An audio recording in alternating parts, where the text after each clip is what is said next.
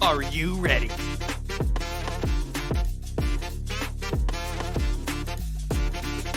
It's time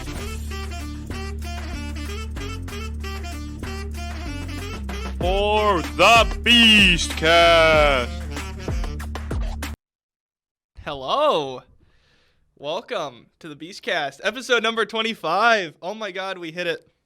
We hit 25 episodes. I never thought we would be able to do it. I'm turning my microphone down a little bit because it's peaking just a tiny bit.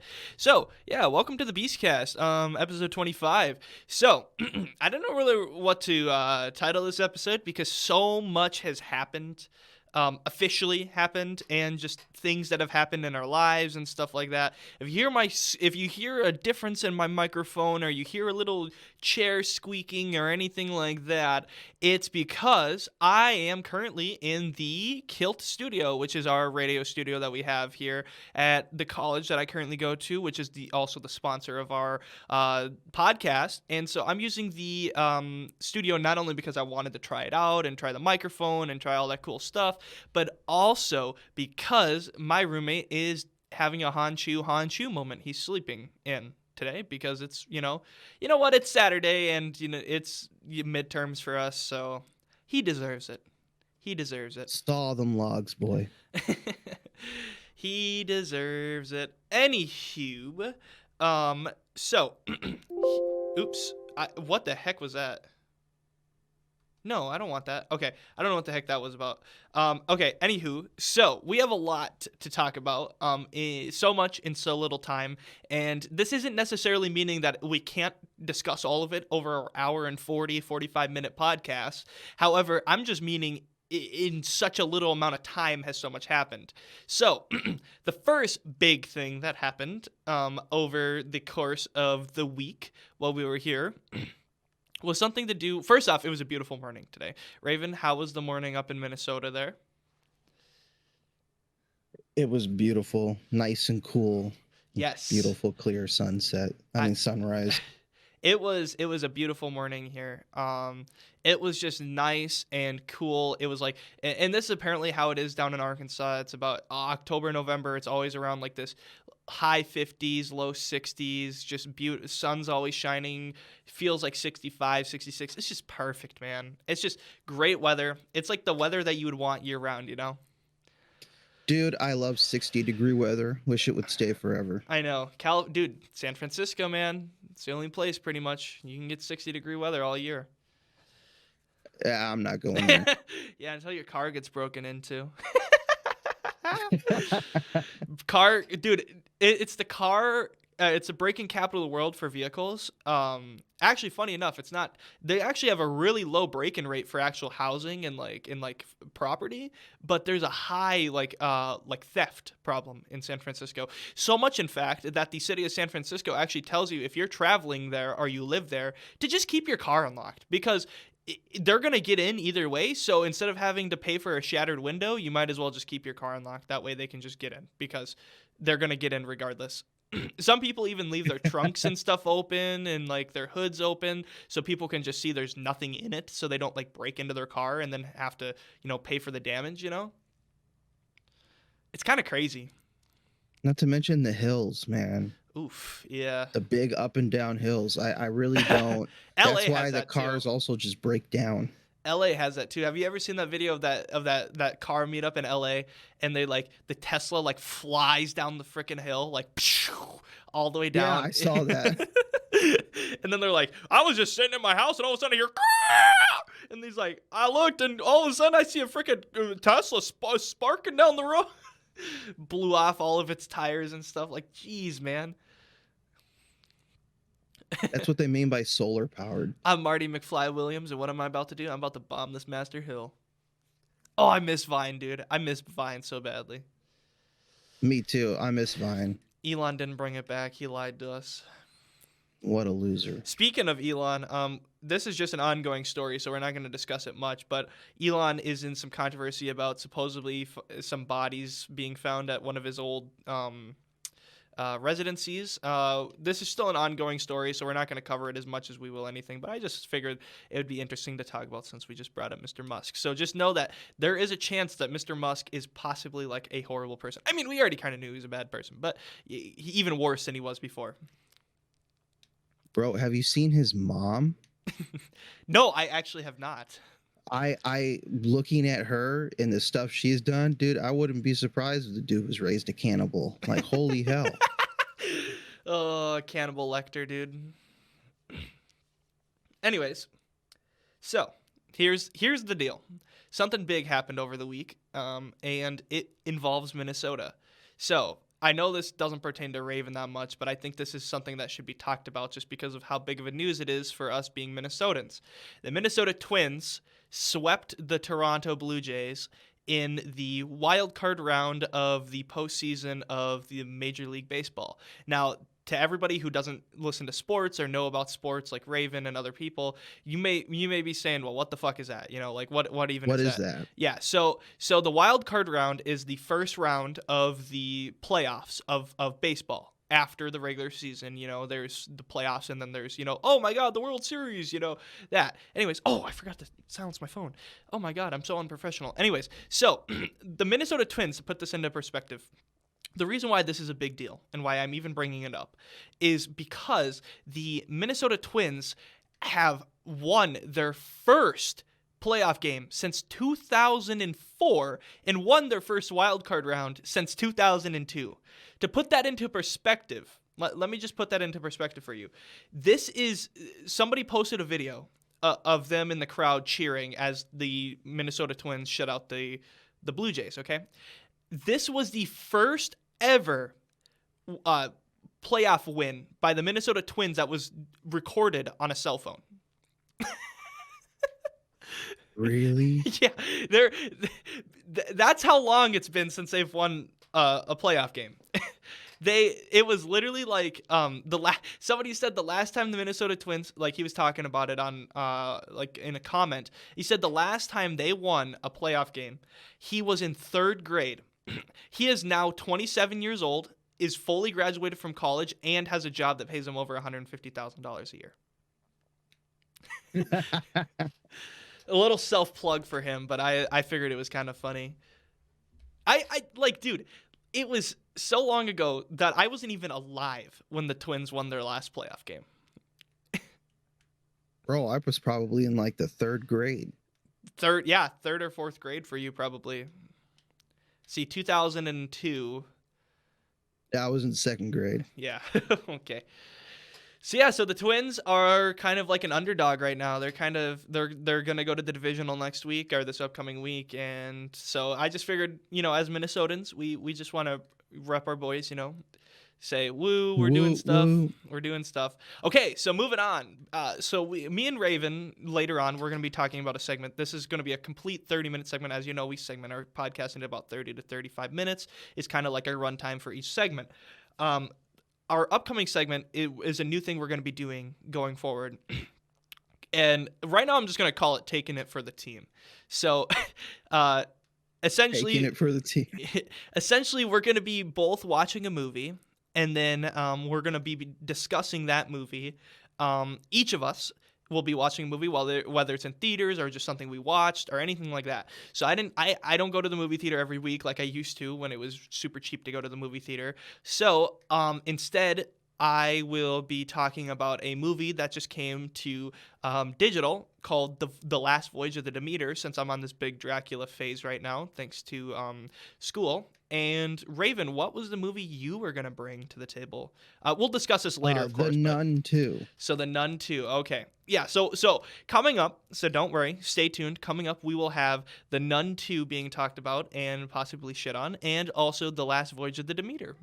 So, moving on to our general news segment that we always start out, where we just talk about whatever the hell we want in our 100-minute yapping sesh. Tobey Maguire will reportedly be a lead in Secret Wars. Raven, I need to know, What are your thoughts on this? What does this mean? What does this mean for Marvel? This means that Marvel is so desperate to get people who loved everything before Endgame and loved Spider-Man growing up that they're trying everything they can to bring him back. Raven always giving the hard takes. I love it. No, I 100% agree. Here's the thing. I don't think Tobey Maguire would need to be in this movie for like plot-wise. I mean, what plot-wise would make it so he would be in this movie other than, like, as a lead? I mean, like, it's one thing if he's cameoing in the movie, you know? Like the Flash scene, you know, where we saw Nicolas Cage, you know, in the alternate universe, like something like that. That's different than being a lead in the movie. A lead means he's a main character. He's going to be a main character probably with Tom Holland and probably Andrew Garfield, that means. So I'm curious, like, plot-wise, how would you even do this? Like, why would you even do this? I mean, narratively. Like, what narrative could you make, you know? That Tobey Maguire's is the most superior Spider-Man. You think they're going to kill off Tom Holland and make Spider-Man 4? I hope so. Dude, he's getting to the point where he's almost too old, though. Him and Leo. You're never too old to swing from a web. Ooh. Ooh, I like that. Did you know that him and Leonardo DiCaprio were friends, like, growing up, like, all throughout, like, their early, like, when they first got to Hollywood, they were kind of, like, growing up together, like, young actors. No, I didn't know that. Yeah, and that's actually how he even got the role in The Great Gatsby, was because of Leo. That answers the question that I've had, because after Spider-Man, all of a sudden there he is in The Great Gatsby, and I'm like, oh, what?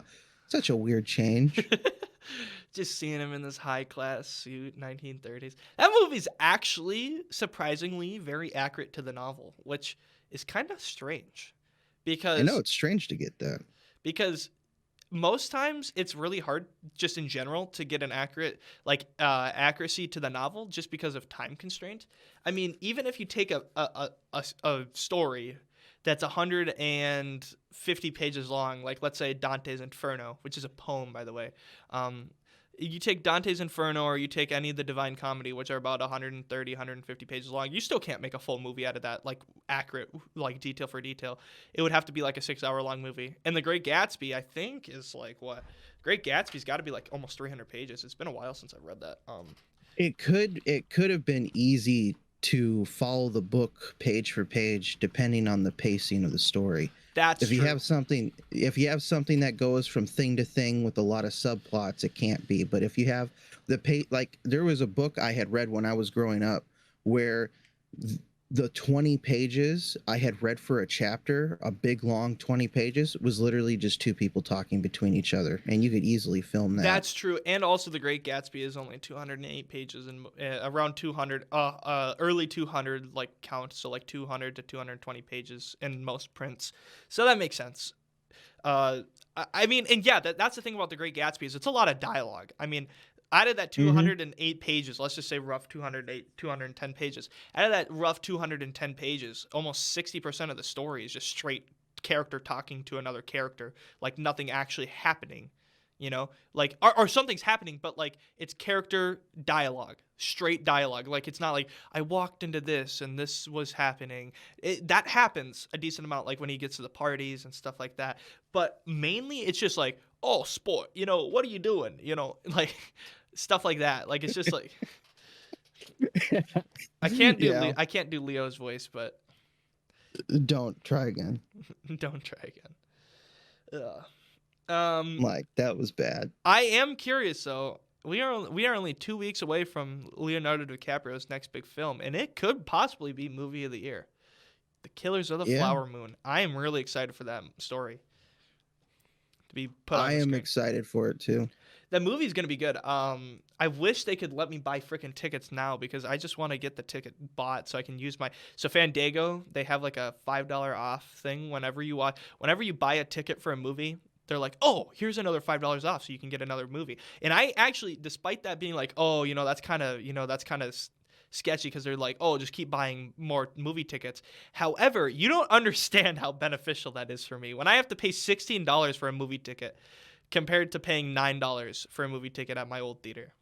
And I think, what were tickets when we went to see Indiana Jones? They were only like $9 or $10, weren't they?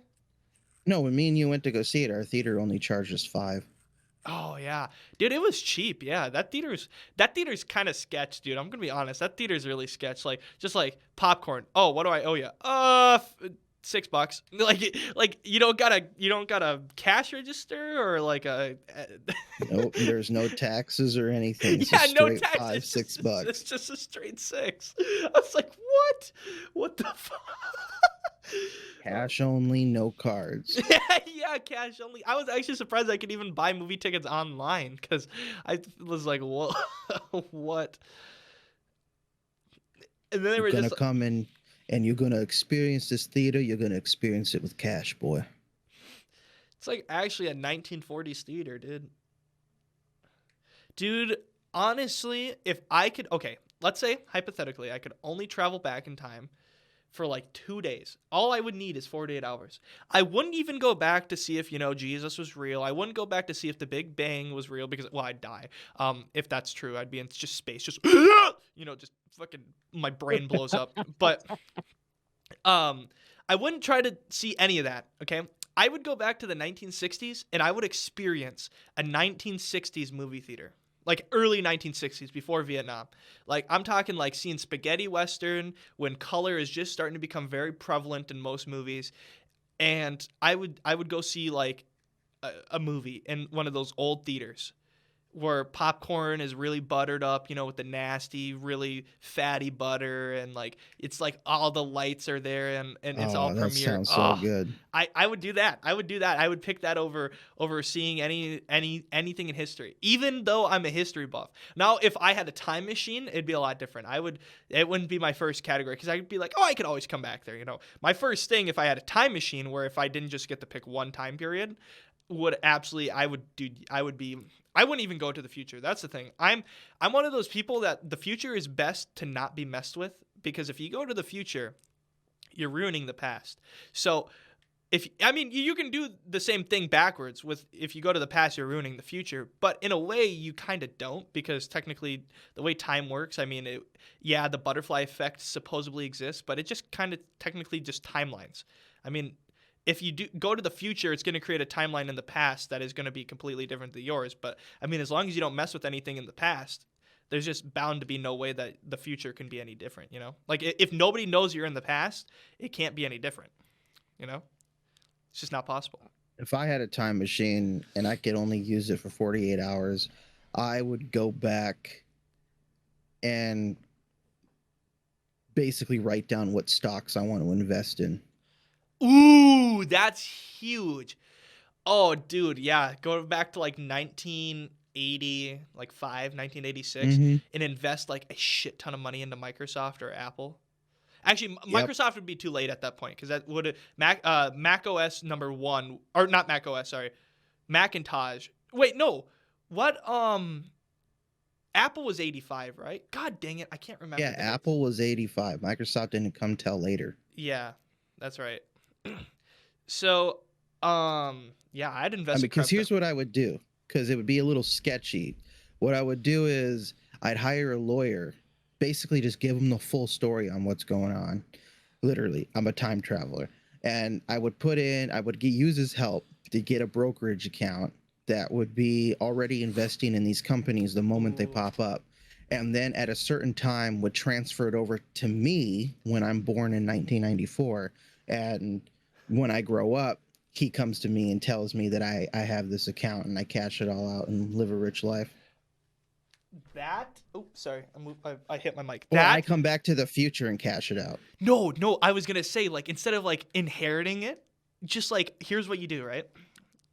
You go back in time and you set it up a bank account under your name. Okay. So under your name, because think about it.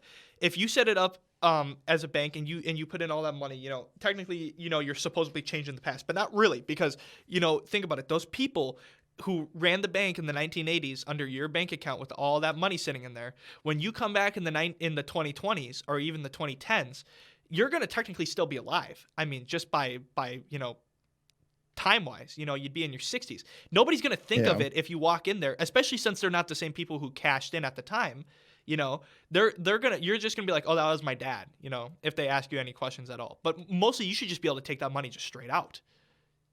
I mean, as long as you know the account number. I was using the lawyer thing when it comes to a certain time, it's like, hey, the bank account would be already put into my actual me, so that when I come back from the past, I just go to the bank and cash it out as a trust account. I mean, yeah, that's a good way to do it too. The lawyer a chunk of the money. Or here's what you do: you let that money accumulate, and then in 2010, you or not 2010. Let's say it's just like a few years later, you time travel farther into the future, just a little bit, but not all the way back to the present, right? And you cash out a little bit, and you get gold. Or I was gonna mean this like the other way, where if you go back in time and buy a shit ton of property with all the money that you have in today's money, because inflation, go back in time, buy like a property for like $20 when it's like worth like $4 million now, and then you fucking come back to the present and sell that shit. Oh my god, just could do that. Work smarter, not harder, dude. That'd be crazy. That would be crazy. The only time period I wouldn't go to, I think, in U.S. history would be the like 1850s to like in earlier, up until like I just wouldn't want to be in the U.S. at that time. First off, it's too nomadic, too many vagabonds, like too many like just people just roaming around, just shoot first, ask questions later type of people. I wouldn't. No. But it's during the time of the first Terminator movie. Oh, dude, no. I don't know, man. Anywho, yeah, no. I mean, dude, I think the 1930s movie premiere. Oh, that'd be great. Oh, that would be amazing. Have you ever watched King Kong, the 1931? I've seen parts of it. No, I haven't watched it in full. It's a good movie. I like the show, like Come One, Come All. Oh my god, that'd be awesome to go watch in theater. Like just like the theater itself, because that movie was massive. That was like the Wizard of Oz. Like everybody went and saw that movie. I would want to go see Laurel and Hardy live. Ooh, or yeah, like go see famous musicians that are dead. Like, oh my gosh, dude, like Mozart or something. What if he's just actually like shit though? Like, what if he sucks? Because like we have such a high standard for his music, from all these recordings of people doing it good. What if he just wrote the music, but he just like sucked at like performing it? He's just a dude playing around on a piano. I would want to go see like the Beatles live. I think that would be kind of cool. Or like, I don't know who else. Frank Sinatra would be cool to see live. Freddie Mercury would be cool. You wouldn't want to go see Queen live at that that's what I was just about to say. Africa one? I was just about to say, dude, I would love to go see Freddie Mercury live. Heyo, heyo, heyo. Did you watch Bohemian Rhapsody, the biopic? Yes. Yeah, I did. Did you know that Oppenheimer has officially passed it as the most successful biopic by movie sales, by like ticket sales? No, I did not. Good for Oppenheimer. I still haven't seen it. Oppenheimer has over $1 billion gross domestic box office. A bill. But will anything ever beat Endgame? No. Not even Barbie, man. Wait, didn't Avatar 2 beat Endgame? No. It got close. It didn't even beat the first Avatar, I think, if I remember correctly. I think it was like right around the first Avatar. Let's check. See, that's what Marvel is trying to strive for again with Secret Wars. Oh, you know what? Maybe it did. It did get 2.3 billion, and then Avatar 1 box office was. Oh no, just under 2.9 billion for Avatar's box office, and then Avatar 2 got 2.3. Still a lot of money. So a lot of money. Actually, Endgame isn't the most. Endgame's 2.79 and Avatar's 2.9, so Avatar's still above it. Crazy. For Marvel, it's the most. Oh, And for that's what they Marvel, want. no, they're never gonna pass that. Even with Secret No. Wars, with even if everybody stays hyped, like if the entire world stayed hyped for Avengers, Secret Wars, and all that stuff, and when it comes out now being pushed to 2028, when it comes out in 2028, it's maybe inflation would push it to about 2.5, 2.4, but I think in today's money it'd probably be about 2 billion, 1.9 billion. It's gonna make over $1 billion. I'll tell you that. It will get over $1 billion. It's gonna be a blockbuster. But the thing is, coming out in 5 years. it's coming out in 5 years, like November of 2028 now. All the kids hyped up for it are going to be too grown up and forgetting about it. No, all the kids are gonna be they're gonna be old enough to drive to the theater themselves. I remember, here's the scary thing. So I remember going to see an Infinity War, and it was really weird, like just thinking about those memories of not being able to take myself to the movie theater, because I went for my friend's birthday, my friend Charlie. Shout out to my boy Charlie. We might get him on the podcast at some point as a guest. He's a really cool dude. He's exactly like us. He's kind of like just rants. He kind of has very strong opinions. Anyways. His birthday, I remember his mom took us to a pizza place, actually Jake's, where I ended up working at. She took us there and then took us to the movie, and I just remember, like, that was how I lived for so long. Like, if I wanted to go to a movie, I had to have somebody take me there. Like, I couldn't do all this stuff myself. Like, I almost forgot that at one point I was just a needy brat, you know? It's so weird. You don't remember that? I do. I mean, I remember it, but it's just like I almost forget how it feels to be like that, where you're like dependent on so many people, you know? Like I don't think I could ever be that dependent on people again, which is strange. But that's inspirational, man. I remember the first Marvel movie I saw. I didn't see Iron Man in theaters because I was fucking 3.5 years old. So, unfortunately, I did not. But the first Marvel movie, did. I know you did, you fucking old bastard. Anyways, the first Marvel movie I saw in theaters was Civil War. Because before that, the movies I watched, I was never a big superhero guy. Like when I thought of superheroes, I was like, oh, those people are weird. I don't like those superhero fans. You know, they're nerds.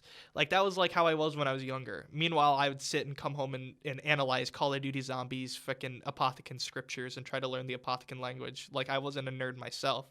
But anyways, so... Nerd. I know, literally. Like, I was worse than them. So, the first superhero movie I remember watching in theaters was The Dark Knight Rises. My aunt, she loves Batman. And she went and took me to it. And I remember we were all like, oh my God, get him, Bale. Or not Bale, get him, Batman. Because I didn't even know who Christian Bale was. So yeah, so Civil War was my first Marvel movie. And I was like, hey, this is pretty good. So I binge watched all of them. Because back in the day, you know, before streaming services, most of them were on Netflix. And the ones that weren't on Netflix, you just pirated. Anyways, so I still pirate movies. Yeah, no. Bring me to jail. Do what you want because a pirate is free. You wouldn't download a car, would you?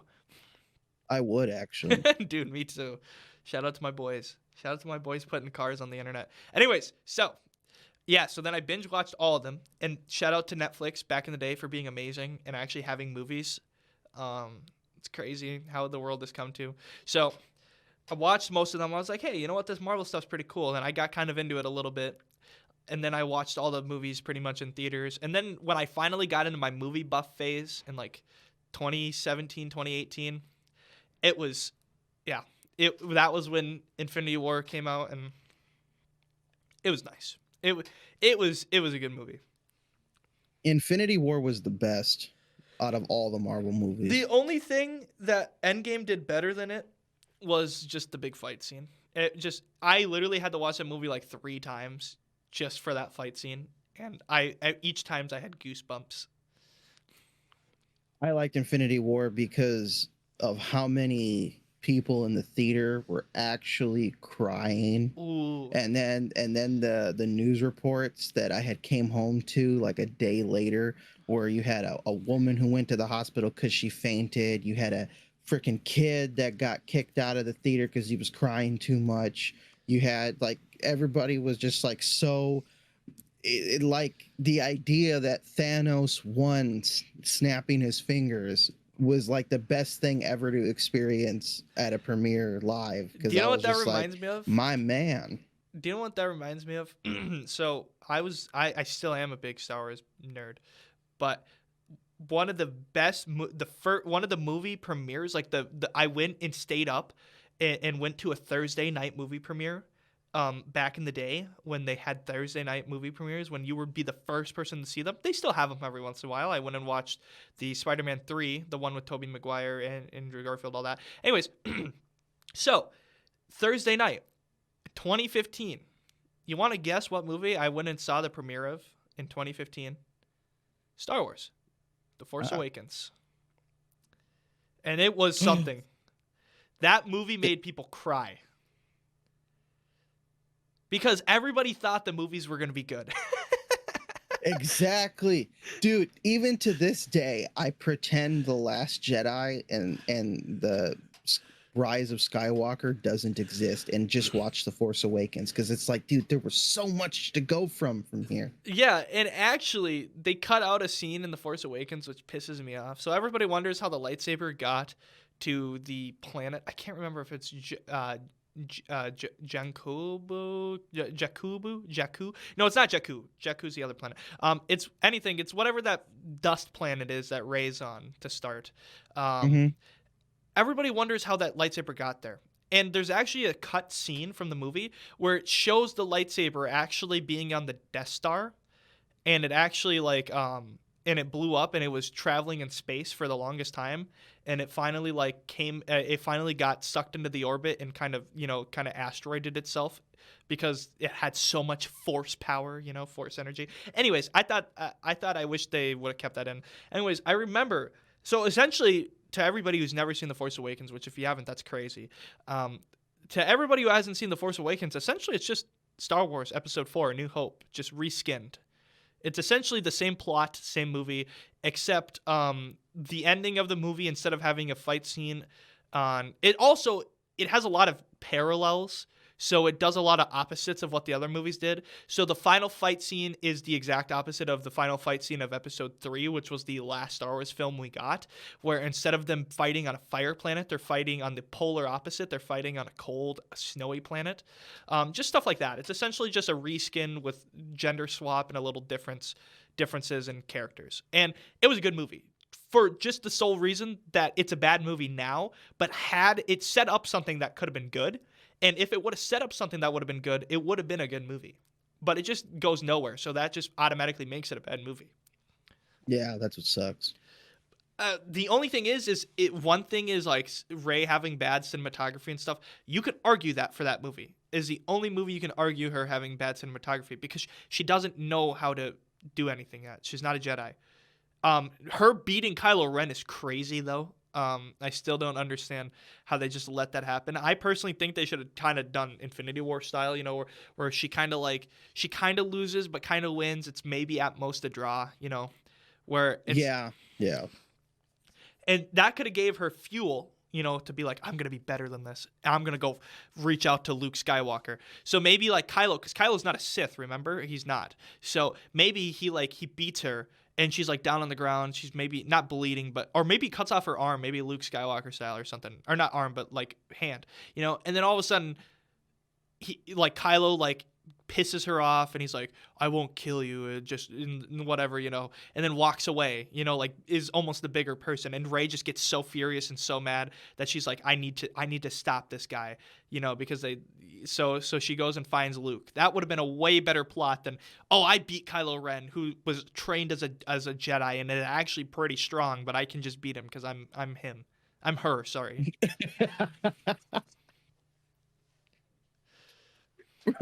Yeah. I actually was hoping to see her turn into a Sith and him become a Jedi. They could have salvaged that in the 9th movie. If she would have turned into a Sith, it would have been great. If they actually revealed that the reason why she had a connection to Anakin Skywalker's old lightsaber was simply because she was a Palpatine that ended his bloodline, and that the Force was communicating her destiny to end this misguided Kylo Ren and Luke Skywalker, and she literally just flipped that way into being this descendant of Palpatine that is rising to power, since she can just magically shoot lightning out of her damn fingertips whenever she wants to accidentally. Yeah. That would have been amazing. You want to know what's even stupider? The Rise of Skywalker has her shooting lightning accidentally, and I know she didn't mean to because she thought she killed Chewie, but nowhere does she try to do that again the rest of the film. Yeah, I know. There's just so many things wrong with that movie. They fly now. Anyways, no, I hate that movie. And I also, the one thing I absolutely hate about that movie is her stupid Sith self. The vision she sees with the weird double lightsaber thing that's very, by the way, redundant, because it doesn't make any difference if you have two lightsabers on the same side of the blade. Anyways, no, I hate that. I hate that so much. I need to stop saying anyways. It's too much of a connecting word. Also, another thing is that movie is so stupid. The only thing I like about that entire movie, though, is that she doesn't just become a Jedi, and she's done with the Jedi, with the ways of the Jedi. She's like, nope, I'm not going to be a Jedi. I like that nomadic Jedi style. Nomadic Force users is such a cool concept that we don't get to see in Star Wars, pretty much. The only nomadic Jedi we've ever seen in Star Wars is Ahsoka, and that's what the Ahsoka show talks about, and that's why the Ahsoka show is beautiful. Which, by the way, has a finale, so we're going to cut right back into that when we come back. Woohoo! Welcome back to the Beastcast, episode 25. We left off with talking about Star Wars, of course, because, you know, we just talk about the same shit over and over and over, but we love it and you love it, so we don't care. Anyways, we were just talking, I was just going to mention to Raven that there's one thing about the entire Ahsoka show. So for everybody who doesn't know, the Ahsoka show, Disney Plus show, actually would be one of the only reasons to get Disney Plus, I think, is for Star Wars, just because you have, think about it, as a Star Wars fan, and maybe this is just me talking, but $7.99 a month for all you can eat Star Wars movies and Star Wars content, including the Clone Wars, including Rebels, including The Mandalorian, Obi-Wan show, all that is worth a load. And then also National Geographic. Woo! I love National Geographic. I love just seeing nature. It's nice. By the way, speaking of so much in so little time, this week the National Geographic channel announced that they will no longer have a channel. National Geographic is no longer having a channel on TV anymore. All TV stations will no longer carry National Geographic. But why? It's something to do with like monetary, like something to do with money. Like I think they're bankrupt or something like that. Do you think we're gonna have another National Geographic like channel to document National Geographic? As you can see, the National Geographic in the jungle. No, I think so. National Geographic still exists, but due to budget, they're cutting the TV channel because it was costing so much money to keep their. So here's the thing. So for National Geographic, all their shows, everything they've ever done, the most amount of money they make isn't off their TV. It's actually off of their magazines. And because National Geographic is nonprofit, which means that their magazines with the ads, or maybe they're not nonprofit anymore, but they used to be nonprofit. Anyways. They make their most money off of their ads in their magazines because that's the biggest ad promoters, not on TV. I don't know how, but anyways, their TV station is getting cut. All this stuff that ever existed on the TV channel, so like all the shows, all the documentaries, all that stuff will still be available on the National Geographic Disney Plus category or online on nationalgeographic.com. But because it is getting so expensive to have channels and run stuff through TV, which we're seeing a lot of this, by the way. We're almost at the end of the era of television, which is crazy to think that somehow television would be a redundant, thing in the world. Mm-hmm. It's crazy. They're removing the TV channel. So you can still find everything that was on the TV channel on Disney Plus and all that stuff. But the actual National Geographic channel will no longer exist. And it's due to the fact that TV is making so little money to the out. So essentially their input to output, in economics, you're putting in a certain amount of money in hopes to make more money on your output. Well, they're actually putting more money in their input than they are getting out of their output, because there's so little viewers watching the ads that the ad space is becoming cheaper. And so the stations have to, get less money in exchange to give that money to the providers, like the TV providers, like DirecTV, Dish, all that stuff, Spectrum, for them to stay afloat. So yeah, we're also seeing this with stuff like Cartoon Network, Nickelodeon, those kids channels. They rely heavily on only being able to have basically kids ads, which doesn't seem that bad until you realize that a lot of ads technically cannot be shown to kids, because there's certain laws that protect children in the United States and in most first world countries, including countries like Russia. Yeah, believe it or not, there's ads that protect kids from, advertising. So Cartoon Network, Nickelodeon, Disney, they can't advertise at certain hours of the day certain content, which means that Cartoon Network actually makes the most amount of money. And same with Nickelodeon, they actually make the most amount of money off their ads at night, during Nick at Night and during Adult Swim, because they can actually show whatever ads they want during that time period until 6 a.m. And then at 6 a.m., it flips back over to kids-only stuff. And those kids-only ad space is literally dirt cheap. Like, we could go and put a Beastcast thing on there for maybe $1,000 for like really for like a 30-second ad space for like a week. It'd be maybe like $1,000 or $2,000 to put an ad at like 11 a.m. Like during like right after an episode of Fiona and Cake or whatever the new Adventure Time spinoff is. I don't remember, which apparently is really good, but I've yet to see it, which also isn't a kid's show, so it technically wouldn't be on there because it's not really a kid's show. It's kind of like a TV-14 show. It's kind of like it's kind of like what they wanted to do with regular show, where they wanted to do an adult version. But the thing about, before you go like, oh, that's stupid that they do an adult version of regular show, you got to remember who J.G. Quintel was, the creator of that show. He literally made a cartoon, which actually got him the job at Cartoon Network, where the characters literally take mushrooms in a gas station and get high as fuck, and then they decide, oh, you're turning into a gumball guy. Oh, you're turning into a blue jay. Oh, that's pretty funny, So that's why they wanted to make an adult version of that show. But Adventure Time, I didn't know why they wanted to make an adult version of that show. That did not need one. But I mean, yeah, it's just interesting. It's just kind of crazy. I mean, TV was such an influential thing in my childhood. It's just crazy to think that that's YouTube now. YouTube is like the childhood TV for children. Yeah, essentially it is. I mean, kids would rather watch Livy Dunn, Gronk, Ohio, level 3 GAT, Did You Pray Today, Duke, Dennis, Kai Cenat, than they would watch, Dog with a Blog on Disney Channel. It's crazy.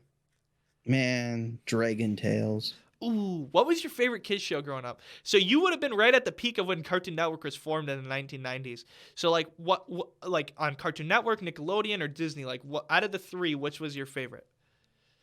What was my favorite? Channel. Channel or just show? Well, we'll go into show too, but like out of those three channels, like which one were you always like? TV. Ooh, okay.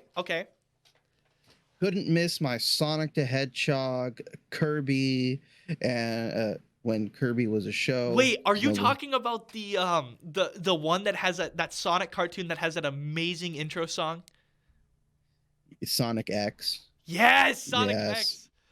Hold on. I have the first 2 episodes on my Game Boy Advance. I actually have the DVD for Sonic X. Dude, yes. Sonic X, Kirby. Is that a Japanese? No, 4Kids TV was like it was I mean, like that show. No, I don't know if it's Japanese. I just know it was in English when it aired for me. Oh, I missed that. There was another one too. There was like a Sonic TV show. That wasn't the Gotta Go Fast one. And then SpongeBob was Nickelodeon was, and then right around 2005 is when my entire life became about nothing more than Avatar: The Last Airbender. Oh, dude, do you know who made Avatar: The Last Airbender? Like the showrunner for that show? Who? Dave Filoni. Oh, he did a great job on that one. He show ran that entire show, and they thought it was so good that Disney came to him and said, "Want to make a TV show for Star Wars?" And he said, "Yeah." So then he made the Clone Wars. And then the Clone Wars turned into, "Oh, we actually hate you because we're Disney now." And then all of a sudden they're like, "Wait, no, we actually love you because actually everybody loves the Clone Wars." So here's what we'll do. You'll make one more season of the Clone Wars that talks about the end of the Clone Wars. And then we want you to help make an Obi-Wan show. And then also help make The Mandalorian. And he goes, "All right, bet." So he did that. And then Wait. He made Obi-Wan?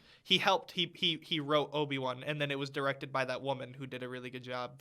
So there's like four main directors so there's four main directors of live action Star Wars.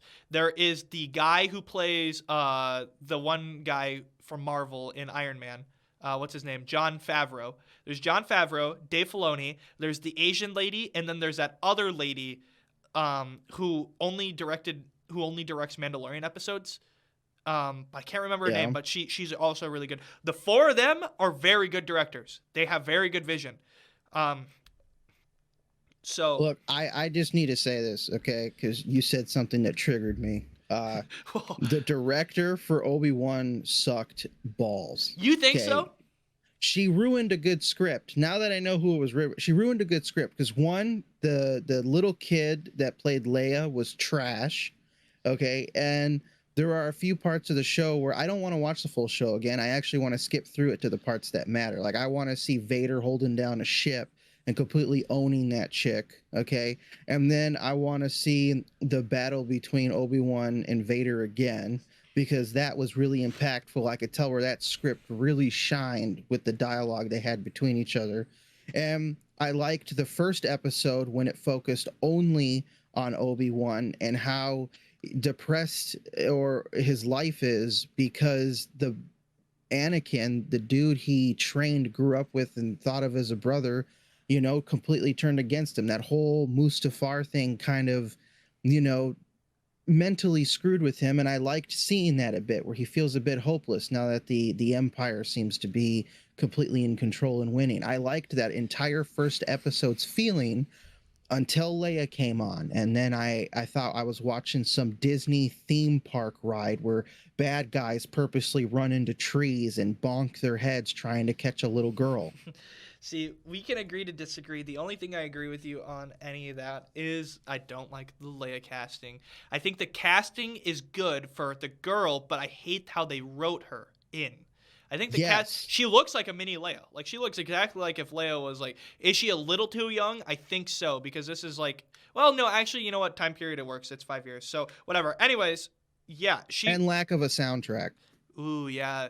The only song was there was a remix that they had Samuel Kim do, who he's like a kind of an indie, he's an indie musician, and they had him do a remix of the final Mustafar Obi-Wan versus Anakin Mustafar battle, which I thought was pretty good. But other than that, no, yeah, I agree. The soundtrack. The only thing I will watch it. The only thing, and I will enjoy it.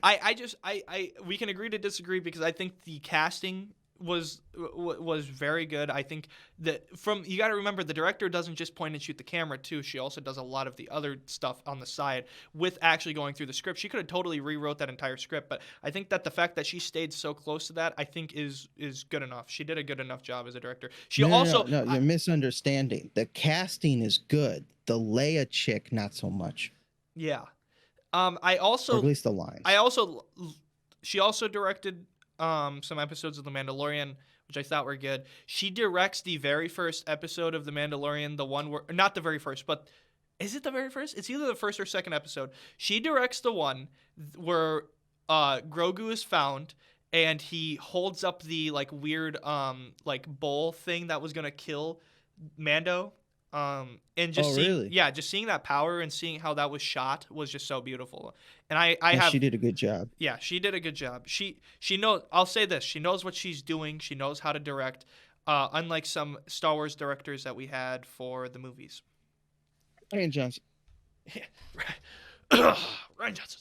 Anyways, so I mean, it's weird, dude. I feel like that was self-sabotage. Like he just had. We talked about this already like 1,000 times. Yeah. But we had a whole episode about this. But he had to have just been like throwing for content. Like somebody over at like Star Trek had to have been like, all right, listen. We want to be known as the superior ones going forward. So we want you to absolutely bomb the living bejesus out of this movie. So that way, you know, that way there's just nothing left they can do. And then he goes, say no more. It's like the Willy Wonka thing, you know, like when the guy he comes up to Charlie and he's like, I want you to get me one of those everlasting gobstoppers. You know, he's like, I'll pay you money if you give me the secret. They wanted the inside scoop. They wanted to overthrow. They wanted to take over Disney. And Disney said, nope. They said, I don't like how Joss Whedon screwed up Justice League. Dude. Oh, man. Ugh. The Justice League. Joss. Joss. No, it's kind of funny, though, that Jon Favreau is, like, one of the good directors of all those shows, because you would think that he would be like, oh, he's the funny guy that plays, you know, the fat guy who runs all of Tony Stark's stuff, you know? But yeah, he's actually just, like, a really talented director. He did something else, too. He directed Yeah, he did else. a movie called Chef, and I really liked it. Ooh. It was about him being basically this dad who's married to a really hot chick. That's irrelevant to the story. I just wanted to point it out. It's about him being this dad who has a family, and he really wants to be a chef, but like restaurants apparently don't want. I forget how the whole plot goes, but it ends up with him basically now owning a mobile food truck that serves like the best food ever, and he makes a lot of money doing it that way. To me, it was a really good, heartwarming story. I love that show on Hulu. I haven't watched it all. I've just seen the clips called The Bear. It's like about like a Gordon Ramsay style like chef, you know, where he like freaks out and like he's like a top gourmet chef. It's like 55 cheeseburgers, 65 tacos, 150 French fries. It's like him just like going down the list. I don't know why, but that scene to me is just so freaking hilarious. Also, I found the other intro that I wanted, the Sonic Underground. Oh, okay. I didn't see that one. Sonic Underground. Oh my god, I missed that, dude. That was awesome. But no, yeah.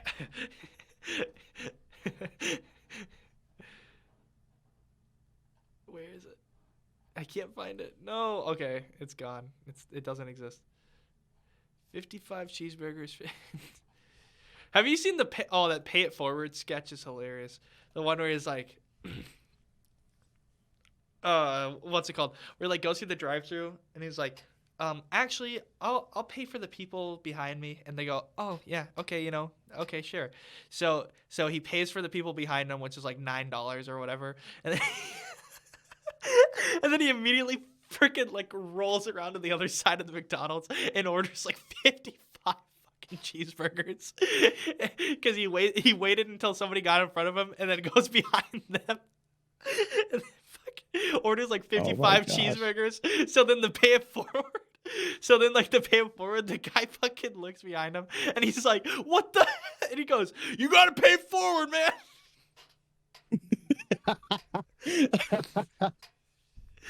Oh my god. Oh man. Oh, another thing too. So Raven, I wanted your opinion on this. Okay. It's on the screen right now. So Elder Scrolls 6 will not be coming out to PlayStation 5. Microsoft documents reveal, despite, and this is what I saw from IGN, despite them saying all this time, well, they were beating around the bush about it, but despite saying, no, you know, it's not going to affect anything. You know, Elder Scrolls is still going to be on all platforms and all that stuff. But now they're completely going against their word. Now, Raven, I want to know, what do you think about this? Do you think this is just kind of like some pettiness from Microsoft because Sony has like all these exclusives like with Call of Duty and stuff like that they stole from Microsoft? Or do you think this is just kind of like Microsoft just thinking that this is going to matter? Like what is your general take on this? My general take on this is it's kind of the first thing you said, but a little different. It's not from them stealing the Call of Duty exclusivity, because that still comes to all the consoles. Okay, I think it's mostly because they know that PlayStation has the number one best IPs and exclusives, that they're hoping that Elder Scrolls 6 will boost Xbox sales. Because if you look at the list of Xbox exclusives, even though they all come to PC, there's not a lot. There's none at all. There's hardly any. Like, if you tell me the reasons to go buy an Xbox, even if I have a PC, and you're like, hey, go get this console. Oh, what games are on it? You can't. Whereas NBA a PlayStation 2K. 5. Yeah.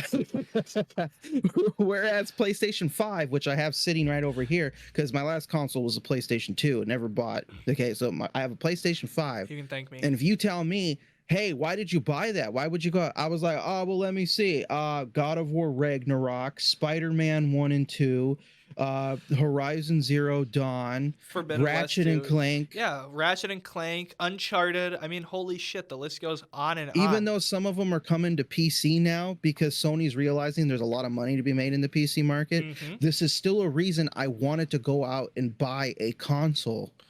Whereas for Xbox, everything's on PC day one. If I don't want to wait 2 years for a Sony game to come to PC, go get the console and play it right away. And that's what I did. And so it's kind of like there's no point for an Xbox because there's no games for an Xbox because their games are still on PlayStation 5. Now, see, I almost wonder if you could almost bring up a lawsuit about this. Not necessarily because you can't have a game exclusive to a console. That's completely fair. That's how a market works. But basically because they completely lied to consumers. When they bought Bethesda, they said nothing was going to change. They flat out told all consumers all the Elder Scrolls games will stay on all platforms, and will completely, do everything. Nothing's going to change. Don't worry. Starfield is going to be on PlayStation 5. All this stuff. All the upcoming games are going to be exactly how it was planned to be. I almost wonder if this is just straight up lying to consumers. Like, I don't know if this is like lawsuit worthy, but it's definitely trust losing worthy. Like, you are losing all trust with your consumers, even people who are loyal to Xbox, by saying, oh yeah, no, nothing's going to change. And then being like, wait, we said that? Nah, dude, no, everything's changing. We're not bringing Elder Scrolls to the PS5. And the thing is, too, about it that's also really strange is it is pettiness. I mean, it's just got to be petty. They, like you said, like, oh yeah, I think Microsoft is very upset, mainly because they had this big, and it's also funny when this document gets leaked too, because if you notice, Microsoft this year, at the beginning of the year, everybody was like, this is the year Microsoft's got all these big IPs coming out. It's going to be massive. Oh my God, it's going to be huge. This is going to be huge for Microsoft. Yeah, Starfield, all these games are going to be massive. It's going to be the best year for Microsoft we've ever seen. And then Sony fans are going to be like, oh, well, at least we have Spider-Man, like everybody's going to be like, oh, Spider-Man's the only thing that's left on PlayStation because every other game is great on Xbox. And Xbox is now like 0 for 5 this year on their major releases, because whether or not you want to say Starfield is a good game, I mean, just by sales wise, Starfield is semi a flop, just a little bit. Starfield way underperformed what they were expecting it to perform, and that was because they realized that Todd Howard completely just was like, oh, I think I sent you that meme, and if I didn't, I'll read the meme off. You sent me the meme where it's like, oh, the game runs like shit. Oh, it's not the game running like shit. It's your PC. You gotta upgrade your PC, bro. Like, it's also running on an old ass engine. It's running on an old Bethesda engine too. So, yeah, they have to take lessons from Rockstar Games, okay? Because Rockstar Games technically has been using the same engine for like 2 decades now, but with each iteration of the engine for a new game, they invest a boatload of money to bringing it to a new level of technology, like the Frostbite engine. A brand. Yeah, and it's kind of like Starfield is, I think, the game that broke the camel's back with all the trust for Bethesda, and this put a nail in the coffin. They shouldn't have done this, because now if Elder Scrolls 6 actually is a flop, and we all thought this Starfield that took 20 years to make is absolute garbage, then you're going to need it to be sold on every platform you can get your hands on, like to Skyrim, to be profitable. Yeah, like Skyrim. But the thing is here's the thing about Skyrim too. Skyrim's one of the greatest games of all time. I mean, Skyrim is a great game, and look at how it's performing. And they think Elder Scrolls 6 on only 2 platforms is going to perform as good as Skyrim performed on 7, 8, 9 platforms. I mean, hell, okay, think about it. Let's just think about this for a second. Skyrim's on the Nintendo Switch. It's on the PS4. It's on the PS3. It's on the Xbox 360. It's on the Xbox One. It's on the PS5. It's on the Xbox Series X. It's on the PS Vita. It's on PSVR 1 and 2. There's 2 different Skyrim versions. What else? There's technically a mobile Skyrim version. There's Elder Scrolls Online to cater off of Skyrim, which isn't, I guess you can't put those sales together, but still, I mean, think about it. It's on that many fucking platforms. And then they think on Xbox Series X and on PC only, which, by the way, because they also announced in this document, this is the one thing that nobody cared about. It's not coming to Switch. It's not coming to VR. It's not doing. They're not doing any of this other stuff. It's only coming to 2 platforms. It's coming to Xbox. It's coming to PC. Which, by the way, I mean, sure, yeah, whatever. You know, Sea of Thieves, games like that are very successful on only being on 2 platforms. But you also got to remember that those games have way more implication than what Elder Scrolls 6 is going to have. Sea of Thieves was a Rare game, which Rare hadn't made a game like how we wanted them to make a game forever. And then there's this game that's constantly being updated. It's constantly getting new stuff. It's a completely online. It's technically just, I mean, what more could you want from a game like Sea of Thieves? It's literally you're a pirate in an online sea, like a massive ocean of just a bunch of other people that you can just go pillage and stuff that's constantly happening in the world. Elder Scrolls 6, if I'm going by what I've heard about it, it's essentially just like Elder Scrolls 5, but newer, better graphics, different story, different realm. I mean, it's not going to have the same implications that a game like Sea of Thieves that's constantly getting new updates, yeah, sure, they can add DLC like they did with Skyrim, but how far is that going to go on 2 different platforms? I mean, 90% of gamers at this point have a PC. Okay, but do you know what 90% of gamers don't want to do is buy a game from an untrustworthy company. Okay, and exactly. If you have had what? Okay, let's just look at what Bethesda has dropped in the past 5 years. Okay, Fallout 76, Starfield. What else has Bethesda posted since that? I mean, I can't think. Maybe Bethesda has published some games, but Bethesda Game Studios has published what? Fallout 76 and Starfield. Fallout 76 was a flop and lost all of its trust. Even if the game is good now, has lost all of its trust with its consumers. Okay. Starfield did the exact same thing. Over 20 years, Starfield was supposedly this massive game that was been in the making forever, and it's completely not what anybody wanted. I mean, it maybe is what some people wanted, but it's completely underperforming, and nobody trusts the company anymore. And now you're going to release a document like this and say, no, this game's going to be great. No, it's the same thing with Activision. Call of Duty, Modern Warfare 2, and Modern Warfare 3 saw their lowest sales, and it wasn't necessarily that Modern Warfare 2 looked like a bad game, because Modern Warfare 2 actually looked like a very decent game for what it's worth. I mean, yeah, it's just a reskin, but every Call of Duty game is a reskin. We know this by now. Okay, so it's even losing its platform, like people that would buy those reskins, like people like me. And so then Activision and Microsoft, which by the way, Microsoft owns Activision now, they looked at this and they go, like what the heck? What's going on? Like, why aren't people buying our games? Oh, wait, it's because nobody trusts Activision, because there was all these sexual assault allegations and half the company's gone now. Oh, okay, yeah, that makes sense. All right, well, we're sorry, I guess, hoping to get more sales, but it's not going to help. It's the same thing. I think Microsoft is trying to salvage things that are not working anymore. And that sucks, because here's the other problem I have with Elder Scrolls 6.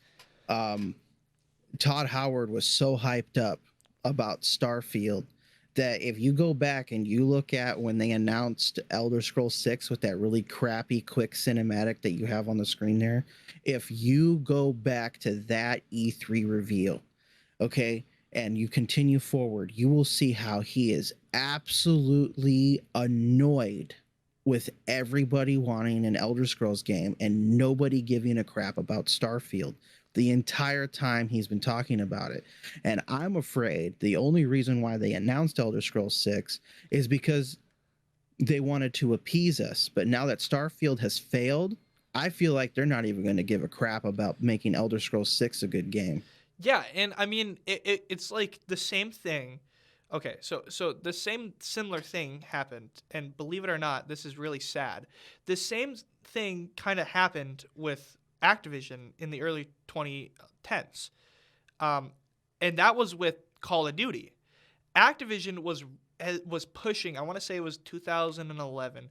Was pushing Call of Duty really heavily, and when Modern Warfare 3, when Infinity War came out, or not Infinity War, Infinity Ward, okay, not Infinity War, Infinity Ward, they are the creators of Call of Duty Modern Warfare, okay? So they made MW1, Modern Warfare 2, Modern Warfare 3, and the new Modern Warfare 1, Modern Warfare 2, Modern Warfare 3. They made Call of Duty Ghosts, Infinite Warfare, all those games, okay? So they were coming off of their most successful game ever, Modern Warfare 2.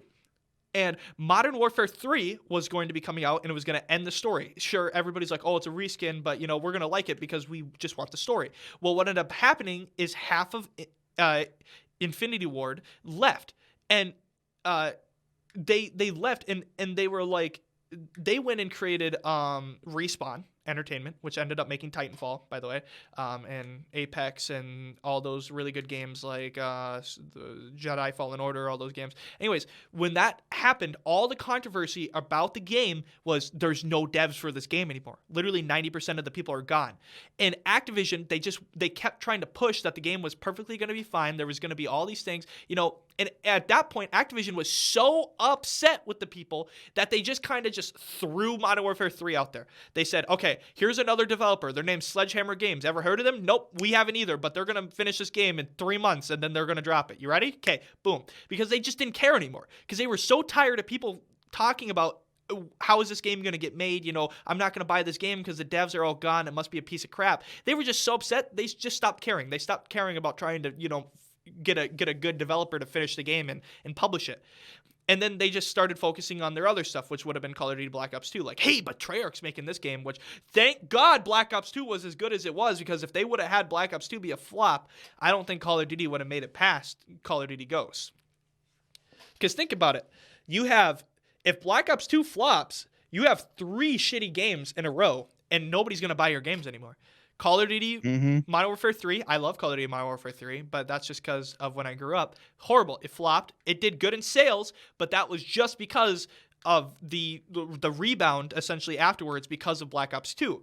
Black Ops 2 does great, saves the company essentially, makes over like $30 billion. Everybody loves it. They even started making, you know, that was when they started to not implement loot crates, but started implementing, you know, downloadable content like the cheap, like $2.99 skins and stuff like that. It was like the birth of that. So they made a shit ton of money off of microtransactions.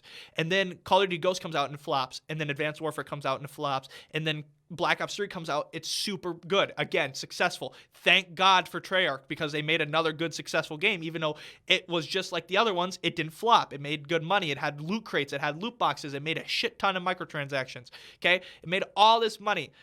And then, you know, continue down the path of, you know, games flopping, you know. But there was at one point, they were in that same boat as you know, Todd Howard and his sinking ship of Bethesda Games is at right now, where they have all this controversy coming out about them, and they have no good games because they're, you know, the 3-strike policy. 1 strike, okay, you're fine because you can rebound. 2 strikes, now you got to panic because now you only have 1 more strike and you're out. And they're at 2 strikes right now. Starfield, strike 2. Strike 1 was Fallout 76. If Elder Scrolls 3 is strike 3, or Elder Scrolls 3, Jesus. No, Elder Scrolls 3 is good, I promise. Elder Scrolls 6, if Elder Scrolls 6 is strike 3, you're done. Bethesda's going to have, it's going to be a struggle. It's going to be, it's tough to get out of a hole like that. Can only think of one company that got out of a hole like that. And it wasn't easy. That was Nintendo. Oh, yeah. Nintendo got out of that hole, but they should not have gotten out of that hole. They got so lucky. They got so fucking lucky that the Nintendo Switch was as successful as it was, because that company was dead in the water. They were almost a penny stock before 2017. In 2016, their stock was at the lowest it ever was, and I think it was at like $1 a stock. So they got lucky. But okay, when we come back, we're going to discuss our taking it for the team category. Woo! Woo! All right, we'll be back. Bye-bye. And we're back with our final section of the Beastcast. Our final little segment today is a segment we're calling, drumroll, we're calling Taking It for the Team. And I don't know, maybe I'll put a little like noise or something. But anyways, so taking it for the team. Taking it for the team. This is a segment we're going to be trying out. We're going to see how popular it is, how successful it is, how much we like doing it, mainly more than anything, because fuck you guys. Anyways, here's how the segment works. So Raven and I both will watch a movie or two, and then we will essentially have a lot of things to discuss about it, and whether or not you should watch it, whether or not it should have been made, what it's going to be rated, everything about it. Pretty much everything you need to know about this movie. The movie can be old, it can be new, it can be in the movie theater, it could be an at-home movie that's straight to digital or straight to TV. It can be anything, except for a TV show. So, before we get to that, one last thing of our weird random talks, our yappings.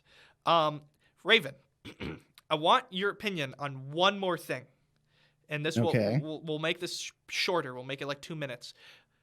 Batman 2, okay, has a official release date, and also the villain is now revealed for the movie. The villain is now Hush, is the main villain of the movie. That was revealed to us. Now, I want your opinion on, do you think it's a good thing that they're making a villain that hasn't been seen on the big screen before as the main villain for this movie, or do you think it's a bad idea and they should continue with going down the path of villains we've already seen before, going off of how Batman 1 worked? No, I think because of how this, the first movie went with the Batman movie had went, I think that because of the nice extensive world that was built in this previous one, that as much as I want to see the Penguin return, I think Hush, a character that has never been adapted to the big screen, could actually draw people back in amazingly well. I think they should go for it. Make it good. Yeah, I agree. I think this is something that will be really interesting. And Matt Reeves, he's a great director. Matt Reeves, he's a very big cinematographer. He focuses on getting lighting, sound, and visual, everything. It has to be exactly how it needs to be. It's like Stanley Kubrick kind of was. And that's kind of how he is. So like the Batman, maybe story-wise, doesn't always come up to, like the 10 out of 10 level, but the visuals push it that extra mile. And I think if we get that, plus we get a great adaptation of a character we've never seen, yeah, it's gonna blow the waters out. I mean, everybody's gonna get hyped off of because here's the thing: movies like the Batman, they only grow. It's like American Psycho. It only grows after it's released to digital and video. Okay, it only grows. It gets a bigger audience. And more people get to see it because it's cheaper to go see, and now you can see it for essentially free. So people are going to see that movie and be like, oh, I'm hyped. The Batman made like, what, $700 billion, $792 billion at the box office? I would not, or billion, holy shit, Jesus, a million, sorry. God, greatest movie of all time. No, 792 million at the box office. I wouldn't be surprised if the Batman 2, with how this is going, if it's a good movie, will make over $1 billion easily. It might be DC's best project by 2025, because I don't know how much DC is going to have left in the tank by 2025.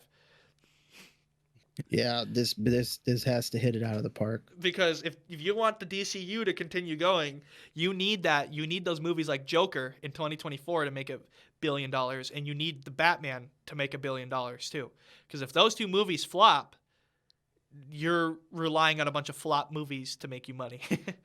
And then DC is going to be a bigger joke than it already is, because at this point, DC is going down a path that I'm not so sure about and I don't really like, but it could possibly still end up working out. Anyways, so movies. All right, Raven, Movies. I will let you start with your movie. So tell everybody the movie that you watched and you took for the team. I took for the team The Nun 2. Oh, okay. The Nun 2 that okay.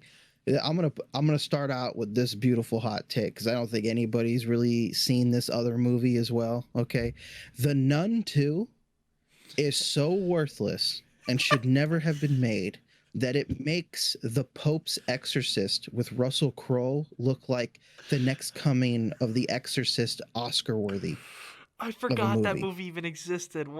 And The Pope's Exorcist has a better chance of actually creating a cinematic universe than whatever the hell they're trying to do with this nun shit. Okay, so for me, I loved The Conjuring 2. Okay, I felt like James Wan actually brought something brand new to horror movies in terms of his cinematography and how he brought it about that made the movie worth watching.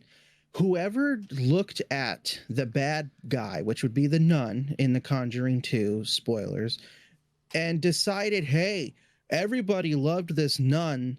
Let's bring back Elizabeth Warren, I think that's her name, but like in the form of a young nun way back then and make some movies about her fighting this evil nun her entire life.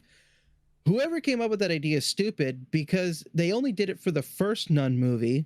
And then the second nun movie, they got rid of it. Now, for some reason, the main character's name is Irene, unless I got that wrong from the first nun movie. Why do we need to keep seeing this nun demon, and why does it matter? Like, it's not even just okay, the first nun movie sucked. Okay, like, okay, you could probably make a good second nun movie. This nun movie, it was. There wasn't even a point to this one. Crappy, pointless jump scares.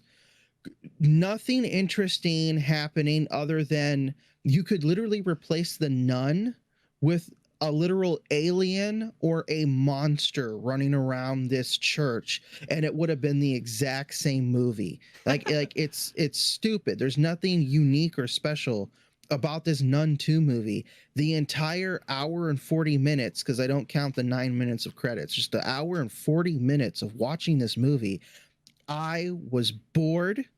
I wanted to actually turn it off and finish it. Like, this movie was so boring that I had to take out Monopoly Go to get me excited. No, not the addiction, Raven. Not the addiction. Like, it's true. Like, I had to, like, I had to keep myself awake. Like, I couldn't. This movie is horrible. The main actress that they do choose to be the main nun, Irene, she is a great actor. She is a actress. She is a phenomenal actress. It's like they had such great people who do good acting in this movie because I've seen them in other movies, but it's like they threw their talent out the window by making them be in this movie. Like, I honestly feel like this movie will hinder their careers. Oh, jeez. Now, okay. So for everybody, so the nun is part of the Conjuring universe, right? Like, she's in the Yes. Conjuring. Is she in the first Conjuring movie, or is she in the second Conjuring movie? I think she's in the second Conjuring movie. I've seen it somewhere. So it's the same nun. Now, what time period does this take place? Because I know the Conjuring 2 takes place in the 70s. Does this take place after or before, or like when? This movie takes place 1956. Okay, so I've seen the first Nun movie, and let me tell you something about the first Nun movie. Okay, are you ready? Yeah. I don't remember a single thing about it. I only remember one thing about it, and it made me laugh the entire time. The only thing I think I remember from the Nun movie is there's like this burying alive scene or something, like in a coffin. That's seriously the only thing I can remember. I've seen the movie. I know I've seen the movie. I don't remember a single freaking thing about it. I'm assuming that's how this movie is too, right? It's just very forgettable. It's very forgettable. Now, I actually looked it up. In the first Nun movie, the main actress is named Irene, but I understood it. Um, I understood it that when I went into it back in 2018, that this was supposed to be kind of like where Elizabeth Warren had started out, or maybe they just meant the demon that haunted her entire life had started out. Maybe that's what they meant.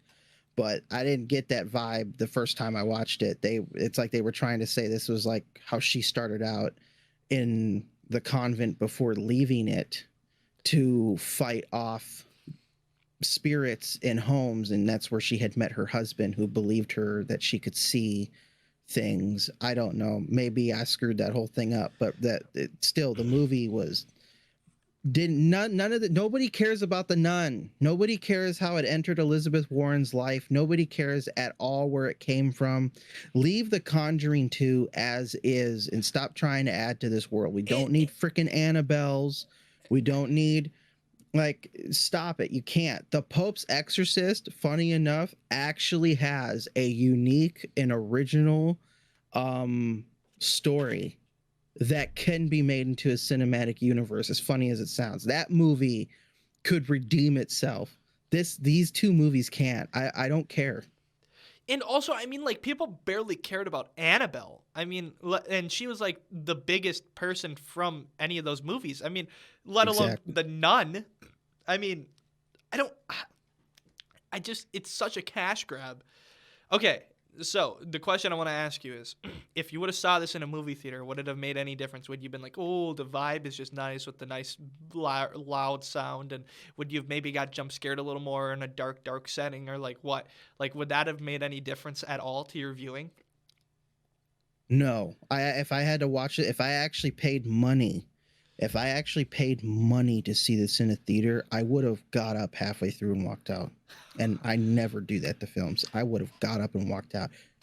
I'm still so ashamed of myself. I walked out of Blade Runner 2049, and I was naive. Okay, I'm young. I was young. I've only walked out of one movie, and that was the one movie. I probably would have walked out of a movie like that too. I remember seeing The Nun, but I'm not even gonna try to watch this movie at all.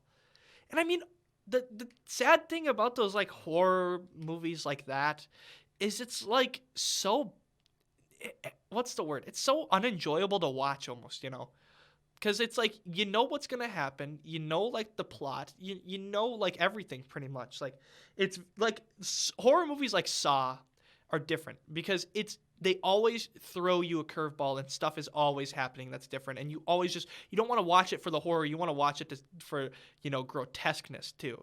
But in a movie like that, like, you don't get any of that. You don't get, the stories are always so bland and to the point. That's why I like The Conjuring 2 though, is because when it reaches the climax of that film, past what seems like cliche hauntings, but I think the hauntings were done cinematically very beautiful. James Wan, to me, did an amazing job. But when it gets to the climax, where Lorraine Warren, not Elizabeth Warren, I'm really sorry, I screwed that up. Lorraine Warren had started figuring out who this the nun demon. She couldn't expel the nun demon's name. She couldn't expel the nun demon without knowing the demon's name. And then you get to see that the name of this demon has actually been right in front of our faces in every scene of the movie. We just never noticed it. It's been written all over the walls, picture frames, fridge magnets, the encyclopedias on the shelf. It was literally right there the whole time. And when you know that, you kind of want to rewatch it again to figure out if you actually missed it. What? What are you laughing at, bro? I just realized that you were calling her Elizabeth Warren the whole fucking time. Yeah, like I know. Shut up, okay? like the fucking the senator from. Oh my God, where is she from? I screwed up the Warrens. Okay, I'm sorry. I didn't mean the stupid senator. I meant Lorraine Warren, Ed and Lorraine Warren. Okay, it literally, when I was explaining The Conjuring 2, the scene played in my head where her husband screams out Lorraine, and I was just like, oh, it's Lorraine, not Elizabeth. My bad. I screwed up. That's a big jeez. screw up. I'm really, really, really sorry. No, not that hoe. I meant the one in the movie. Oh gosh. Anyways, so how would you rate this movie on a scale? Well, obviously it screwed up my brain. I would. It's a 4 out of 10. Oof. It is below average. Not even good, beautiful cinematography in it, or the good cast that it did have saved this movie because none of them were put to good use. Below average all across the board, just 1 dot under average. It's a 4 out of 10. Don't go see this movie. Save yourself the trouble. Go see Saw. Yeah. I mean, dude, if you got a movie in the movie theater right now to go see that's a horror movie for Halloween, go see Saw. If you want something that's bloody, gory, go see a movie like Saw, or like hell, like any movie that's not The Nun, you know? So, you took one for the team. Tell us about it. So, I took one for the team here, and I watched The Last Voyage of the Demeter. Now, I don't know if you've read Dracula, and I don't know how many people in here have read Dracula. I'm hoping if some people from the school are listening to this, they might be in my class, and we just read Dracula, which, by the way, is a fantastic novel. A little rushed at the ending because he kind of wanted to make a sequel, and he never did. But it's like classic horror. Like, it is just classic horror. Bram Stoker, he has a very... The nice thing about Bram Stoker, too, is Bram Stoker, as a writer... He doesn't use a lot of big words even for his time. So he kind of is a very good inspiration for people that if you want to become a writer, you don't have to be a very sophisticated and knowledgeable person because he makes a lot of mistakes in that, and that's still one of the most iconic novels of all time. Anyways, The Voyage of the Demeter, The Last Voyage of the Demeter, not the movie, the actual there's a chapter in the book that's about, so essentially the Demeter is the ship that transported Dracula from Transylvania to London, and they had no idea he was on board until it was too late. So the Last Voyage of the Demeter the movie takes a very different turn than the book. It's very closely based off of the accounts of the book, with the exception of making it more suitable for audiences, as in like having more of a plot than just like, oh, day 1 this happened, oh, day 2 this happened, oh, day 76 this happened. Actually, it didn't take that long. Jesus Christ, it only took 2.5 weeks. The voyage is only 2.5 weeks. So for people who don't know, it's a very redundant trip, but it makes the most sense. So back in the day, you got to remember, back in the 1890s, when this was written, and when the movie takes place, going across the land was not a good idea. Sure, in the long run, if you counted it all out and you just started walking, okay? If you just started walking compared to taking a boat, yeah, you would get to England before you would get if you took a boat from the bottom of Romania through the Baltic Sea, and then go around through the through Mozambique. No, not Mozambique. Sorry, whatever that stupid canal is. There's a canal there that connects. It's essentially going right by Africa, going around all of those funny European countries, and then going around into the Atlantic, and then going into England. So that's the route that the Demeter takes, because Dracula is transporting a bunch of stuff. He's transporting a bunch of holy earth, soil, because Dracula has to bathe in holy soil to keep himself alive. It's a pretty weird and crazy concept, considering that he's like the embodiment of all evil, but that's just how it works. So he has to carry like all this cargo with him. He has to do all these things, and so they take the ship because in the long run it'd be faster than trying to carry a whole, brigade of people to carry all this stuff across land. And also he could then stow away at the bottom of the ship and not have to worry about being caught. However, it takes a turn because he realizes that over 2 weeks, Dracula can't just cross the ocean because of There's biblical reasons for why he can't, because this is a very it's Anglo-Saxon, and it's a very Christianic? Yeah, sure, Christianic novel. So it takes a lot of Christianity and a lot of concepts from that in that novel. So Dracula can't cross oceans by himself, so he has to take other forms of like voyage, like on a ship or in a box, stuff like that. So he stows away at the bottom, and he realizes, oh crap, it's 2.5 weeks. I need to feed on people's blood. So he decides that he's going to go feed on the people of the ship, and so he basically essentially terrorizes them, and that's why it's called the last voyage of the Demeter, because it will never voyage again, because all these people that ran the ship are dead. They get sucked alive. However, the story follows a side character as a main character in this movie. The side character is the doctor on board the ship. He's a last minute addition to the ship. They even talk about, I think in the novel, how he kind of just wanted to get back to England because he studied at Cambridge, and he's actually a black doctor, which, by the way, it never says he's black in the novel. However, there are a lot of implications in the novel to presume that he is of color, because they talk about him in a way that is very demeaning compared to if they were talking to a white person of having such knowledge of a person who graduated from Cambridge. So he is black in the movie, because they take that kind of side plot and they kind of roll with it, and so he is essentially the last person alive in the movie. Like, he's the last person alive on the entire ship. The captain dies, all the crew dies, and if you want my opinion, this movie is actually very good. Now, with that being said, however, keep in mind, I got to remind you, it's very good as a movie, as being, if you want to understand the story of the Demeter, okay, compared to Dracula, well, you ain't gonna get that. The story itself is a great movie because it just kind of follows, like, it's kind of a cool concept. You're trapped on a boat with this thing, because in this movie, Dracula is in this like weird, gross state. Like, he's not like humanesque. He's more like of this like weird devil spawn thing with wings, kind of. And he essentially, it's like kind of scary. It's like real horror. I mean, could you imagine being trapped on a boat with this thing that's just killing off your crew one by one, and there's like nothing you can do no matter how hard you try to find them? I think that's just an amazing concept, and that movie plays on that. The movie plays on that a lot. The acting is okay. It could be a lot better. They could have gotten a lot better casting, but also you got to remember that this movie had a very low budget. So for what they had to work with, I would say they did a pretty good job.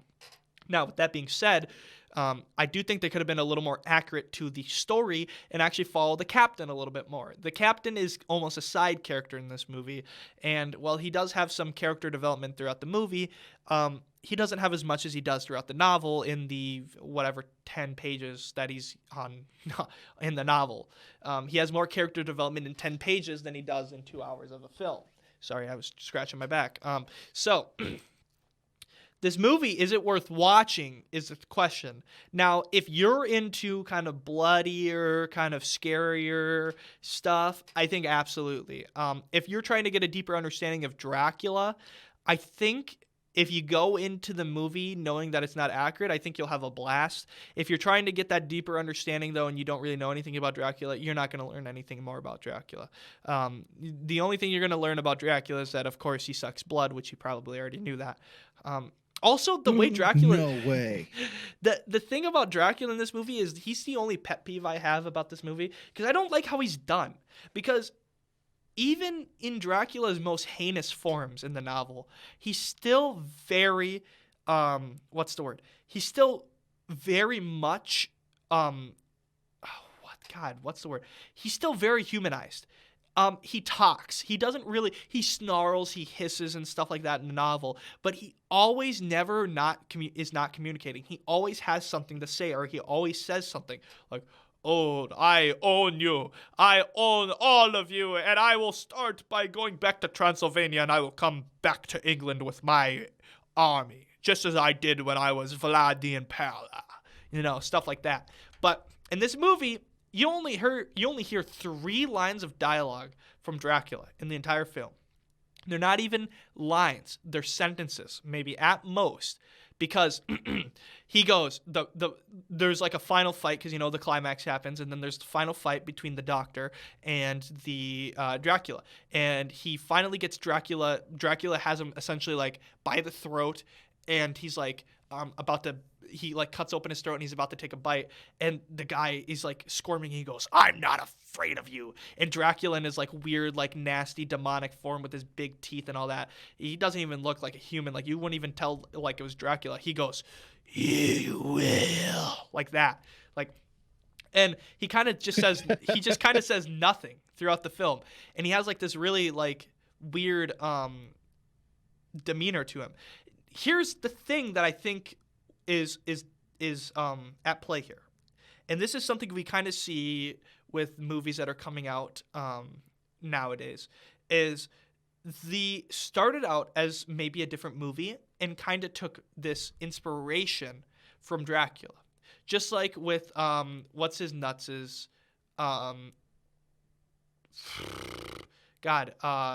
his Star Wars movie that's now a Netflix movie. God, why am I blanking? Oh my God. Raven, help me, please. Save me my dignity. No.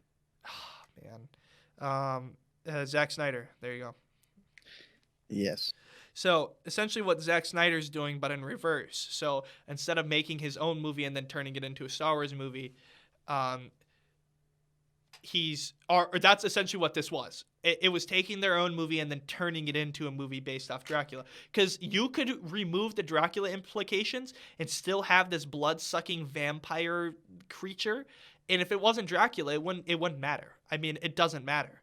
And that's the one thing that's kind of interesting to me is why they would do that. But I also think it is kind of cool to have that implication because then you can kind of be like, oh, I read Dracula. This is kind of cool. It also leads up for a final cool scene at the end of the film, which I think is the best part of the film, is there's a scene where the doctor actually escapes the ship, and the ship crashes into England, but the guy escapes and everybody thinks he's dead. Well, it turns out the doctor's actually still alive, and of course we know, if you've read Dracula, he makes it to England, obviously. And so we see him in a bar, and he goes, "I'm going to hunt this creature down." And the guy's talking to him. He goes, "You hunted down a creature, huh?" He goes, and they're laughing at him because they think he's just some delusional sailor guy.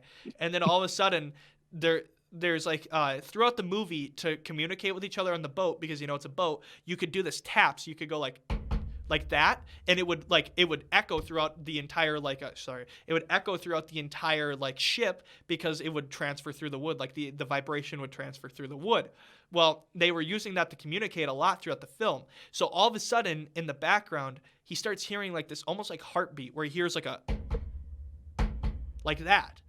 And he's kind of looking around, and all of a sudden he looks over at a corner, because he's in this really big crowded like pub, and all of a sudden he sees this guy with a cane and a top hat, and he's all fancy dressed up, and his back's turned to him, and he's taking his cane and he's going like that. And then you kind of see him kind of look over at him, and he's kind of more human-esque than he was on the boat, and the doctor like freaks out. And then all of a sudden, like, he's looking at him, and all of a sudden, like, in the, like, snap of the fingers, and he's gone in front of him. Like, he disappears, and then Dracula, like rubs his finger across the back of his neck as he, like, passes him. And then he, like, tries to follow him out into, like, the alleyway, and you see Dracula just standing in this dark alleyway, and then you just hear, and then the movie ends. And I thought that was just such a cool, like, way to do that, because throughout the film, you're, like, used to hearing this noise, and then it's Dracula.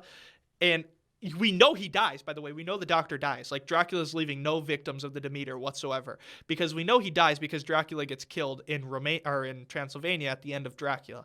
So we know he lives to tell the tale, to kill the doctor. So I just think that was really, really cool touch. And I think it's the only saving grace about the movie, because if they wouldn't have had that in the movie, I don't think there should have been any reason to make this a Dracula-based movie. It could have just been some weird vampire-sucking creature, and then, just like kill him off at the end of the movie. But it ends up working out. So you can watch this movie. It's on a lot of places where you can watch it for free, pirate. And also, it's, I think, on Peacock, and it's on Prime Video for you to rent if you want to rent it. You can rent it on Prime Video for like $1.99 or whatever, however you do movies on that. And I doubt it's in theaters still, but it was in theaters earlier this year. It's a good movie. Definitely probably a 6 out of 10. Ooh, okay, that's good. Yeah, I think as a movie, it's just a little above average, just because of the way they tie the plot into something else, which is something that a lot of things struggle to do properly, and I think it ends up doing it correctly in a lot of aspects.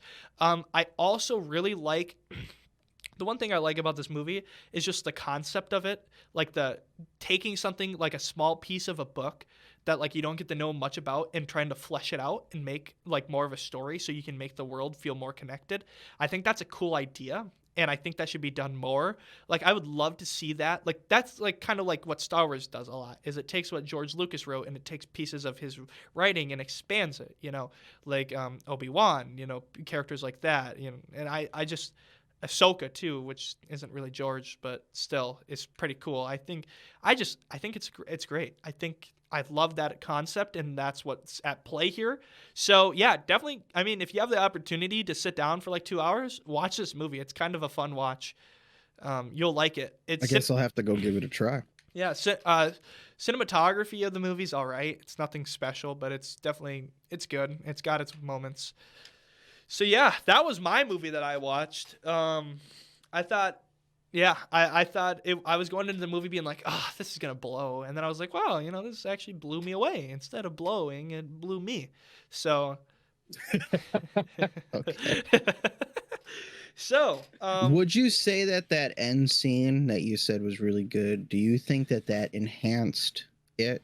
yeah. Oh, I mean, absolutely. If that end scene's not in the movie, I mean, it's definitely a 4 or 5 out of 10, because you could just essentially paste this together and call it a different movie if you just get rid of the Dracula implication. It could just be like the last voyage of like the SS Stupid or something, you know. It doesn't have to be the last voyage of the Demeter. I mean, but because it has that last like minute and a half scene, I think it ends up fleshes it out just perfectly. It comes full circle, and you realize what the director is trying to do, and it's a cool concept. I like the idea. Well, that's good. Yeah, I know. At least your taking one for the team turned out good. Yeah, I mean, dude, if we continue doing this, yours is eventually going to be good, man. You gotta. I mean, I don't know. Maybe next week just watch a good movie. Okay. No. I'll find. We'll just keep finding the most heinous and horrible movies and watching them. I wonder what movie I'm gonna watch next week, because I'm kind of at a loss of a movie I want to watch. I might watch 65. I might take one for the team and watch that Adam Driver movie 65. That just came out. That like released only on streaming services because it was so bad it didn't even get a box office opportunity. I'll take one for the team and watch The Meg 2. Ooh, okay. Yeah, 65. What are people thinking about it? It has a 3.0 star in Google. 54. Oh, you mean 65? I watched that. Okay. But I want to hear your opinion. Okay. It didn't do good in the box office, but I guess it made more money than the budget. Now, have you watched Moonfall? Yes, I have. I love that movie. That's a good movie. I'm going to be honest. I think it gets shit on. More than it needs to. It's just a stupid little film. I love it. I know. It's just a stupid little film. I think people lost their idea for creativity, okay? Because I loved the idea of the moon and what it was happening, because at first it seems really wacky and stupid, but then when they go to the moon and you discover the big secret, because I don't want to spoil it, when you discover the big secret about the moon, then the whole movie actually makes sense, and people's critique about it is stupid. Yes, literally yes. Dude, Man, it's such a late 90s, early 2000s movie. I just love it. Like, it reminds me so much of like Armageddon or like Mission to Mars, like the movies. I'm looking at a bunch of movies right now that are similar to this, like these early, like Event Horizon, Apollo 13, Apollo 18, Life. Oh my God, dude. Yeah, there's so many fun movies. Oh my God, Prometheus is on here. Oof. Hey man, Prometheus was a good movie. Wait, Prometheus actually killed it at the box office. What the fuck? Yeah, it did, because everybody thought it was gonna be like, oh, Alien is returning, and they didn't like what direction they went in with the storytelling. Aliens, dude, I've never watched the second Aliens movie. You have to. I know I do. Sigourney Weaver, dude. She was in a movie I watched about a year ago, I want to say. Where is it at? Oh, she was in Holes too. That's just too damn bad. I'm tired, Grandpa.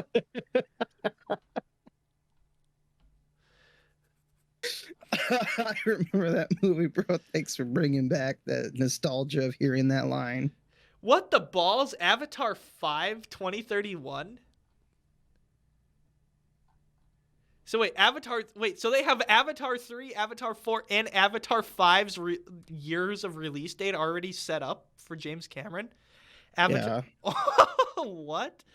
They're just pumping it out now. I know, they're just pumping it out, dude. Just we waited freaking 12 years? 10.